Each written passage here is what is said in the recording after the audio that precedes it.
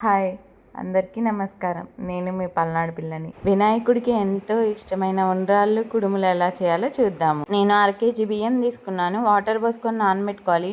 5 to 6 hours అయినా నానబెట్టుకోవాలి minimum. బాగా వాష్ చేసుకొని ఒక క్లాత్ మీద ఆరబెట్టుకోవాలి. ఇప్పుడు ఆ బియ్యాన్ని మిక్సీకి వేసుకోవాలి. మెత్తగా వేసుకోవాలి పిండిని జల్లించుకోవాలి. మిక్సీకి వేసుకున్నాం కదా, బరకగా ఉంటుంది కొంచెం, అందుకని జల్లించుకోవాలి. మనం కుడుములు చేసుకోవాలనుకున్నప్పుడు ఒకవేళ మార్నింగ్ చేసుకోవాలనుకుంటే నైటే నానబెట్టుకోవాలి, లేదా ఈవినింగ్ చేసుకోవాలంటే మార్నింగ్ నానబెట్టుకుంటే సరిపోతుంది. 1/2 kg బెల్లం తీసుకొని కరిగించుకుంటే సరిపోతుంది. పాకం ఏం రావాల్సిన అవసరం లేదు. యాలక్కాయ పౌడర్ కూడా వేసుకోండి.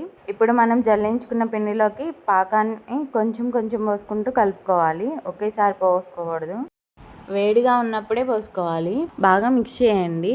మనం చలిమిడికి ఎలా చేస్తామో అలానే సేమ్ చేసుకోవాలి. గట్టిగా ఉండకూడదు, సాఫ్ట్గా ఉండాలి. మీకు ఏమైనా గట్టిగా అనిపిస్తే హ్యాండ్ తడి చేసుకొని కలుపుకోండి. 1 స్పూన్ నెయ్యి వేసుకొని బాగా మిక్స్ చేయండి. నా ఛానల్ని సబ్స్క్రైబ్ చేయండి. ఏమైనా వంటల వీడియోలు కావాలంటే కామెంట్ చేయండి. మనం ఇడ్లీ వేసుకునే ప్లేట్స్కి కొంచెం నెయ్యి రాసుకోవాలి. అన్నిటికి అలానే నెయ్యి రాసుకోండి. కుడుములు అతుక్కోకుండా వస్తాయి. ఇప్పుడు మనం కలిపి పెట్టుకున్న పిండిని మీడియం సైజు ఉండలు వేసుకొని ఇలా నేను చూపిస్తున్నట్లు ఇడ్లీ ప్లేట్లో వేసుకోవాలి. అన్నీ అలాగే వేసుకోవాలి. ఉండ్రాళ్ళు కూడా చేసుకున్నాము.